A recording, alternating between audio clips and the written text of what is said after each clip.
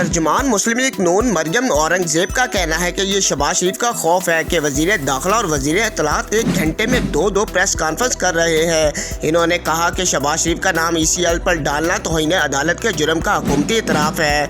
नून league के रहनुमा राना सनाउल्लाह बोले कि शेख रशीद खुद नहीं पढ़ सकते तो किसी से लाहौर हाई कोर्ट का हुक्म पढ़वा लें। साफ लिखा है कमीशन में 110 गवाहों के बयानात में या केस के 58 वॉल्यूम में कहीं शहबाज शरीफ का नाम नहीं लिखा।